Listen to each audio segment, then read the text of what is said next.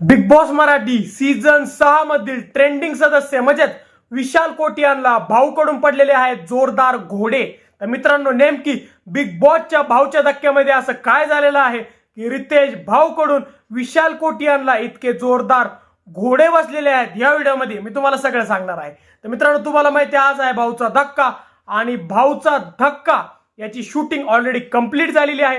तर मित्रांनो, भाऊच्या धक्क्यामध्ये भाऊ येतात आणि ज्यांनी चुकी केलेली आहे त्याला हार्ट अटॅक धक्का देऊन जातात। तर मित्रांनो, आज रितेश भाऊ आले आणि सगळ्यात जास्त त्यांनी टार्गेट केलं विशाल कोटियानला, कारण की हा आठवडा होता विशाल कोटियानचा। मित्रांनो, रितेश भाऊ आले आणि त्यानंतर ते विशालला बोलले की विशाल, तुमच्याकडे एकूण किती चाव्या होत्या? त्यावर विशाल बोलले की माझ्याकडे 2 चाव्या होत्या। त्यावर रितेश भाऊ बोलले की ह्या ज्या चाव्या आहेत ना, ह्या तुम्ही मिळवलेल्या नाहीत, तर ह्या चोरलेल्या चाव्या आहेत। मागच्या आठवड्यात तुम्ही प्रभूला बोलत होते की चावी चोर, पण तुम्ही तर चावी चोरायचे दादा झाले आहात, गँगस्टर झाले आहात। प्रभूनी तरी गपचूप चोरी केली होती, तुम्ही खुल्ला हातातून हिसकून पळून जाता आणि हे खूप चुकीचं आहे। असं जर तुम्ही बाहेर केलं असतं पैशाच्या बाबतीत, सोन्याच्या बाबतीत, तर तुम्हाला जेल झाली असती, पण बिग बॉसच्या घरामध्ये जेल नसती।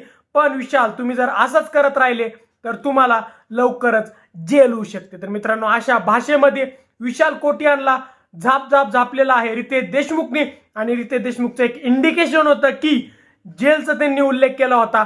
त्यामुळे मित्रांनो, असं पण असू शकतं की एक खोटं जेल रितेश देशमुख आणि बिग बॉसची टीम ही बिग बॉसच्या घरात आणू शकतात आणि त्याच्यात विशाल कोटियानला शिक्षा देऊ शकतात। तर मित्रांनो, तुम्हाला काय वाटतं? ही जी जेलची कन्सेप्ट होती, जी की 1-2 वर्ष आधी बंद झाली होती बिग बॉस मध्ये, तर ती बिग बॉसने परत चालू करून बिग बॉस जेल चालू करावं की नाही? तुम्हाला काय वाटतं हे आम्हाला कमेंट सेक्शन मध्ये सांगा। व जर तुम्हाला आमचा व्हिडिओ आवडला असेल तर व्हिडिओ लाईक आणि शेअर करा।